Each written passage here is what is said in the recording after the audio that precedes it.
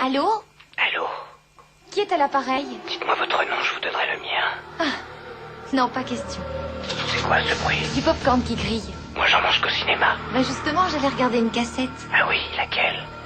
Oh, je sais pas encore, sans doute un film d'horreur. Vous aimez les films qui font peur? Ah, Je ne sais toujours pas votre nom. ça vous avancera à quoi de le connaître? J'aime bien savoir qui je regarde. De retour pour notre théma spécial Halloween dédié aux slashers, ces tueurs masqués qui font leur fête aux jeunes qui font la fête, le tout sous une débauche d'hémoglobine sponsorisée par Castorama. Moi, c'est Eric, et pour l'occasion, je suis en compagnie de toute la team de Retour à l'écran. Salut Max. Salut, toujours là. Salut Mick. Je suis de retour. Oui, parce que t'avais mal fini à la fin quand même du premier épisode. On est content. Ouais, mais ça va mieux. Oui, Ça va mieux. t'es plutôt en forme. Bah ouais, c'est la séquelle. Une petite ricorée, c'est reparti. Exactement. Est-ce que Adrien est là? Ça va, je suis là et Mick va pas rester en forme aussi longtemps qu'il le pense parce que ça va chier dans cet épisode. Ouh là là, ça sent le clash, ça sent Ça le va clash. charcler, je te le dis moi. Alors, rappel des faits, il y a une team pro-slasher et une team qui questionne un petit peu certains ressorts du genre. Qui ici est pro-slasher? Moi. Et moi aussi, je suis pro slasher, mais Pas les mêmes. On va y revenir, voilà, pas forcément les mêmes que mon comparse. Ok. Et moi, pas du tout. Enfin, pas du tout. J'exagère. Je suis pas fan du genre. Enfin, voilà, le running gag. Si c'est pas fun, et que les 3/4 du temps c'est pas fun, ça m'emmerde comme sous-genre. Mais après, voilà, il y a quelques trucs sympas. Mais aujourd'hui, c'est pas du tout un genre sur lequel je m'attarde. Moi, je suis pareil que Max, on est dans la même team.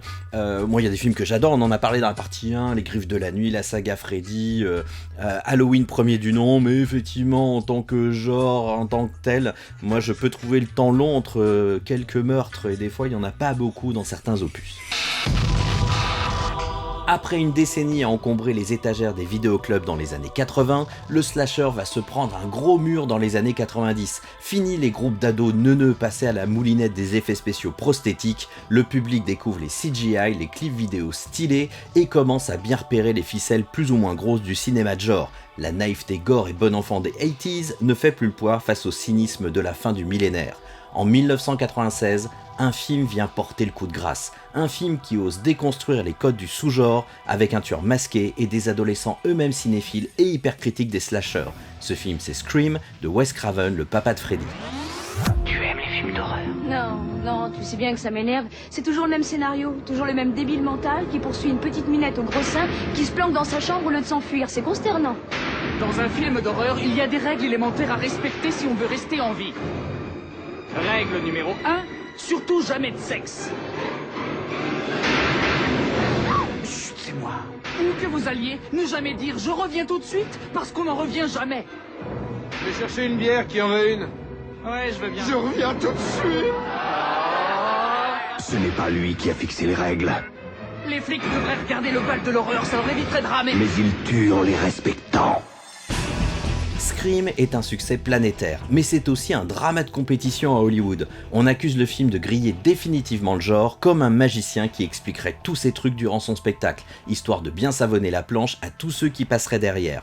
Le genou déjà à terre, le slasher doit faire face à une autre embuscade, celle de la parodie. Il devient la cible d'une nouvelle franchise de comédie trash et sans limite, les Scary Movie. Il y a maintenant un tueur. Il paraît qu'elle a été torturée, égorgée, grillée et pendue dans son jardin. Oh, c'est dingue ça. Je pourrais plus la sauter celle-là.